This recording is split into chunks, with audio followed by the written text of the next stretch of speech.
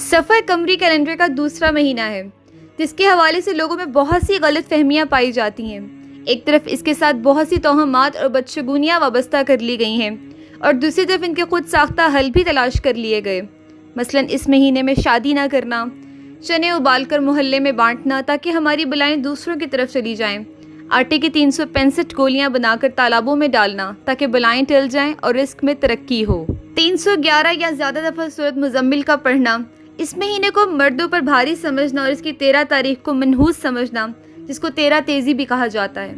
ان تمام باتوں کی دین میں کوئی حیثیت نہیں، کیونکہ ماہ و سال رات اور دن کے آنے جانے سے ترتیب پاتے ہیں، جیسا کہ اللہ سبحانہ و تعالیٰ نے فرمایا وَجَعَلْنَا اللَّيْلَ وَالنَّهَارَ آیَتَيْنِ فَمَحَوْنَا آیَةَ اللَّيْلِ وَجَعَلْنَا آیَةَ النَّهَارِ مُبْصِرَةً لِتَبْتَغُوا فَضْلًا مِّن رَّبِّكُمْ وَلِتَعْلَمُوا عَدَدَ السِّنِينَ وَالْحِسَابَ۔ ہم نے رات اور دن کو 2 نشانیاں بنایا ہے۔ رات کی نشانی کو ہم نے بے نور اور دن کی نشانی کو روشن بنایا تاکہ تم اپنے رب کا فضل تلاش کرو اور تاکہ تم سالوں کی گنتی اور حساب جان سکو۔ دن کا نکلنا، سورج کا طلوع و غروب ہونا اور رات کا چھا جانا سب اللہ کی نشانیوں میں سے ہیں، کیونکہ دنوں سے مل کر ہفتے اور ہفتوں سے مہینے اور مہینوں سے سال بنتے ہیں۔ یہی ماہ و سال زمانہ ہے جس کو برا کہنے سے حدیث قدسی میں روکا گیا ہے۔ رسول اللہ صلی اللہ علیہ وآلہ وسلم نے فرمایا کہ اللہ عز و جل فرماتے ہیں، صحیح بخاری کی روایت ہے، ابن آدم زمانے کو گالی دے کر مجھے اذیت دیتا ہے، حالانکہ زمانہ میں ہوں، میرے ہاتھ میں ہر کام ہے، میں رات اور دن کو الٹ پلٹ کرتا ہوں۔ سفر وہ مہینہ ہے جس میں رسول اللہ صلی اللہ علیہ وآلہ وسلم نے معمول کی عبادت کے علاوہ نہ کوئی خاص عبادت کی، نہ ہمیں اس کا حکم دیا اور نہ ہی کسی خاص بلا سے بچنے کے لیے خبردار کیا۔ توہمات اور شگون جو اس ماہ سے منسوب کیے گئے ہیں ان کی کوئی حقیقت نہیں ہے۔ عربوں کے ہاں اس ماہ سے متعلق جو غلط تصورات پائے جاتے تھے، اس کی بنیادی وجہ یہ تھی کہ عرب حرمت کی وجہ سے 3 ماہ ذی القعدہ، ذی الحجہ اور محرم میں جنگ و جدل سے باز رہتے اور انتظار کرتے کہ یہ پابندیاں ختم ہوں تو وہ نکلیں اور لوٹ مار کریں۔ لہٰذا سفر شروع ہوتے ہی لوٹ مار، رہزنی اور جنگ و جدل کے ارادے سے جب گھروں سے نکلتے تو ان کے گھر خالی رہ جاتے۔ یوں عربی میں یہ محاورہ سفر المکان یعنی گھر کا خالی ہونا معروف ہو گیا۔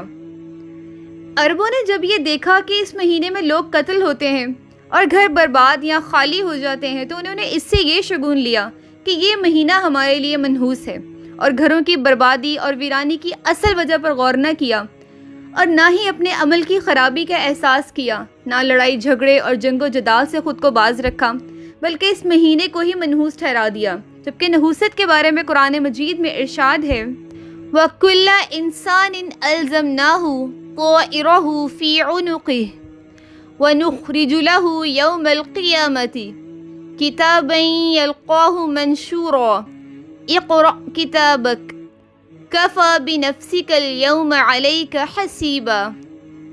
اور ہر انسان کا شگون ہم نے اس کے گلے میں لٹکا رکھا ہے، اور قیامت کے روز ہم ایک کتاب اس کے لیے نکالیں گے جسے وہ کھلا ہوا پائے گا۔ پڑھ اپنا نامہ اعمال، آج اپنا حساب لگانے کے لیے تو خود ہی کافی ہے۔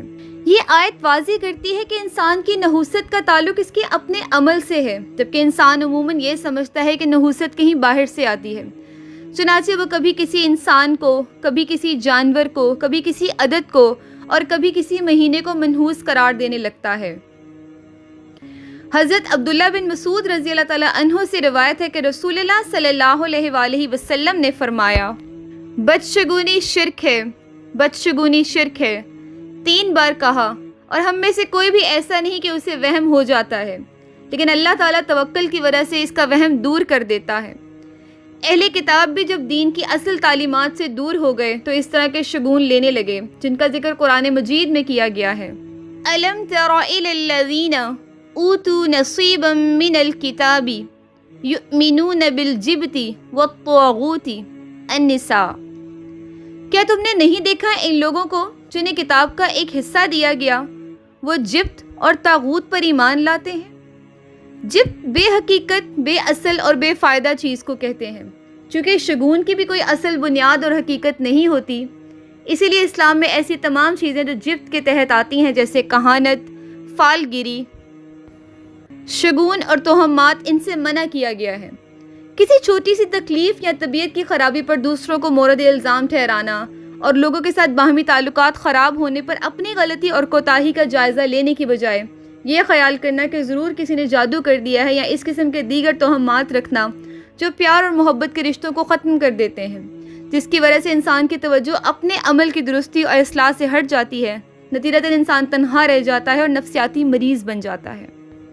حضرت ابو ہریرہ رضی اللہ تعالیٰ عنہ روایت کرتے ہیں کہ آپ صلی اللہ علیہ وآلہ وسلم نے فرمایا، مرض کا لگ جانا، نحوست، الو اور سفر کچھ نہیں، اور جزامی یعنی کوڑ کے مریض سے اس طرح بچو جس طرح شیر سے بچتے ہو۔ ماہ سفر کے حوالے سے ایک اور انتہا یہ ہے کہ ایک طرف اس کو منحوس سمجھتے ہیں اور دوسری طرف خوشی منائی جاتی ہے، اور دلیل یہ پیش کی جاتی ہے کہ رسول اللہ صلی اللہ علیہ وآلہ وسلم بیماری کے بعد اس دن صحت یاب ہوئے تھے اور سیر و تفریح کے لیے نکلے تھے، حالانکہ تاریخی اعتبار سے بات اس کے بالکل برعکس ہے۔ اس من گھڑت بات کو بنیاد بنا کر اس مہینے کے آخری بدھ کو چھٹی کی جاتی ہے، کاروبار بند کر دیے جاتے ہیں، خصوصاً ہاتھ سے کام کرنے والے کاریگر اور مزدور لوگ چھٹی مناتے ہیں اور مٹھائی کا مطالبہ کرتے ہیں، باقاعدہ مٹھائی بانٹی جاتی ہے اور اس دن چھٹی دینا باعث اجر و ثواب سمجھا جاتا ہے۔ خاص اس دن اس سوچ کے ساتھ چوری بنائی جاتی ہے کہ رسول اللہ صلی اللہ علیہ وآلہ وسلم نے صحت یاب ہونے کے بعد چوری کھائی تھی۔ خواتین اس دن اچھے کپڑے پہنتی ہیں، لوگ خاص طور پر تفریح کے لیے نکلتے ہیں، جبکہ اس کی دلیل نہ تو سیرت کی کتابوں میں نہ احادیث مبارکہ سے ملتی ہے۔ اس لحاظ سے ایک مسلمان کا عقیدہ مضبوط اور ذہن واضح ہونا چاہیے کہ خوشی اور غم، نفع اور نقصان سب اللہ تعالیٰ کے ہاتھ میں ہے۔ کوئی تکلیف آ نہیں سکتی جب تک اللہ نہ چاہے۔ قرآن مجید میں اللہ تعالیٰ فرماتے ہیں، قُلْ لَن يُصِيبَنَا إِلَّا مَا كَتَبَ اللَّهُ لَنَا هُوَ مَوْلَانَا وَعَلَى اللَّهِ فَلْيَتَوَكَّلِ الْمُؤْمِنُونَ التوبہ۔ کہہ دیجئے ہمیں ہرگز کوئی بھلائی یا برائی نہیں پہنچتی مگر وہ جو اللہ نے ہمارے لیے لکھ دی، وہی ہمارا مولا ہے، اور ایمان والوں کو اللہ پر توکل کرنا چاہیے۔